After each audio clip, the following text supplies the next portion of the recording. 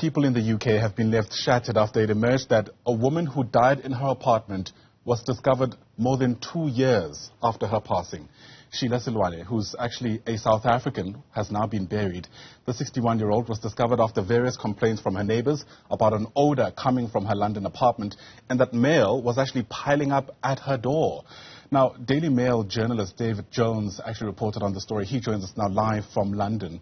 David, thank you so much indeed for speaking to us. Really do appreciate your time. In fact, this story is aptly being referred to as the tragedy of the forgotten woman. And that's because that's really what makes this really heartbreaking.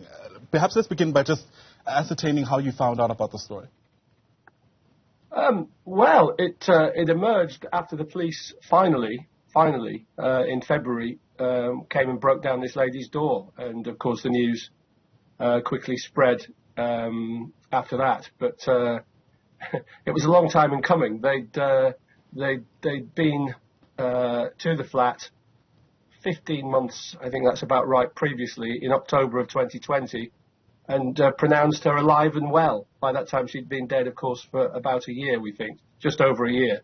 So how on earth the police came twice in October, a year and a half afterwards, and said that they'd established that she was alive and well, we'll have to wait and see. There's an inquest that starts this week in London, and hopefully some answers will come from that. Sure.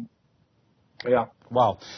Take us through what happened, because we understand that, various complaints were actually brought forward by the neighbours. I mean, I don't know how long we've got, but just briefly, it might be interesting to know for your viewers that Sheila Seleoane's mother came over from South Africa in the 50s to work as a housekeeper for a doctor, and Sheila was born here, as was her brother a couple of years later, from whom he's her only next of kin here, as far as we understand, and she was estranged from him.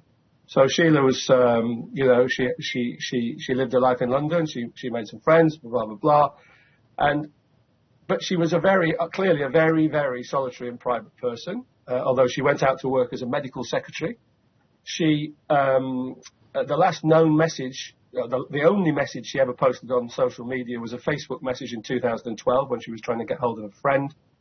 And apart from that, her neighbours in the flats where she lived in London just said hello, hi and bye was the thing. Hi and bye. How are you? She went out to work, had a good day. When she came back, that was it. So she was very private.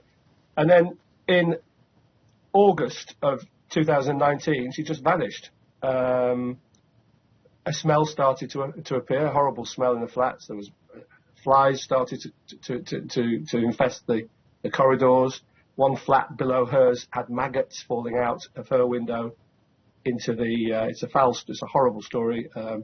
Maggots falling into the garden, down into the garden flat.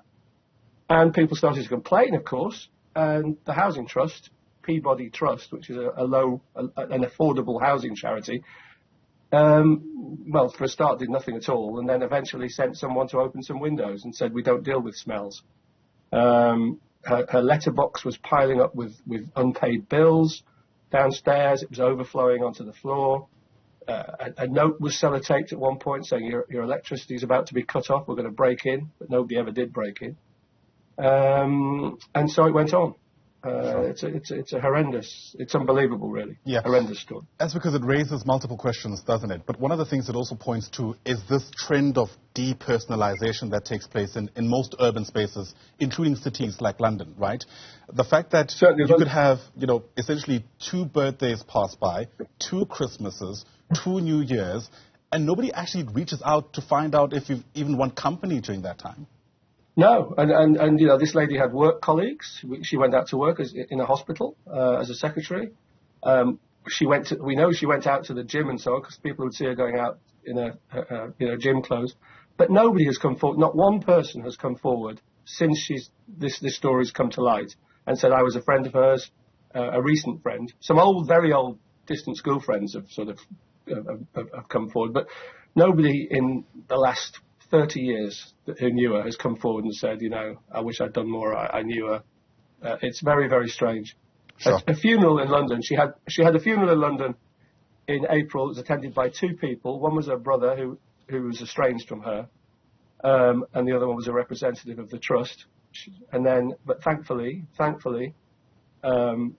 we managed to get hold of her family in the Eastern Cape, who had never met her, and they really did her proud, and they got her remains back to the Eastern Cape, and they had a beautiful ceremony for her last month in Steesprut, I think I'm not pronouncing it right, Sturksprut, with her sister there, and that was organised by her niece, who I should mention, Sheila Seleoane, who did a fantastic job in bringing people together and making sure that she got the send-off that she deserved in South Africa, but not here, sadly. Yeah, more than 2.5 years later. I mean, do you know how the family was tracked down? Were you part of that process? Well, I have to say I had a hand in that. Right.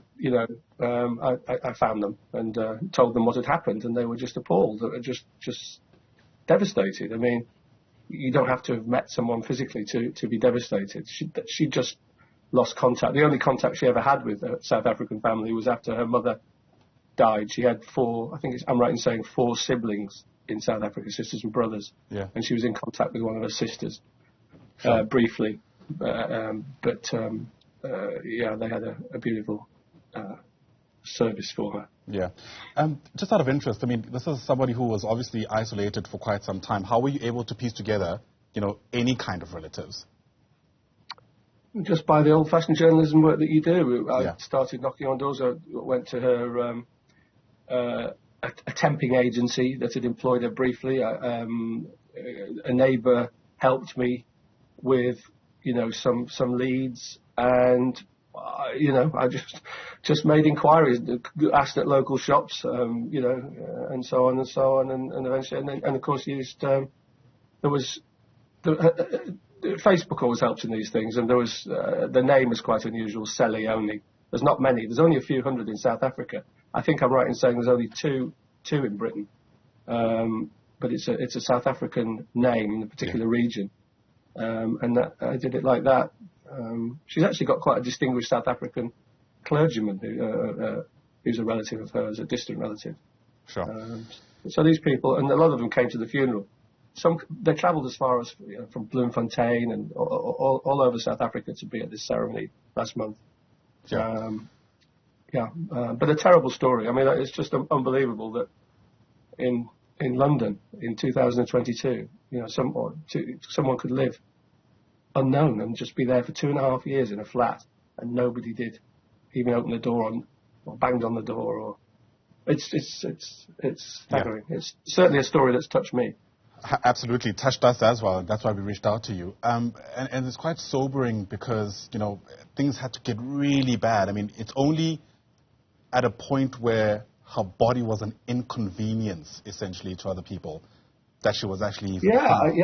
I mean, yes, it just became, even when it was an inconvenience. I mean, people were, I'm not over-exaggerating this when I say that people were being sick. Somebody was ill. The nearest neighbour was ill with the smell, and when they found her, of course, she was a skeleton in clothes, sitting up, propped up on her settee, on her couch, in the living room. I understand there were balloons there as well.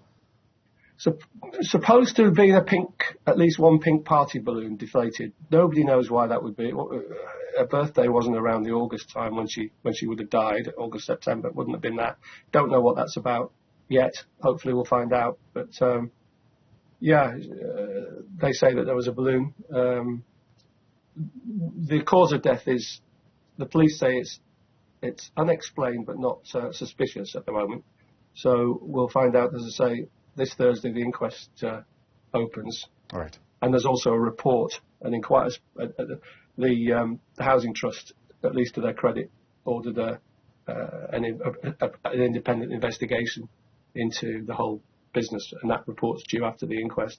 So hopefully we'll find out some answers then. Yeah.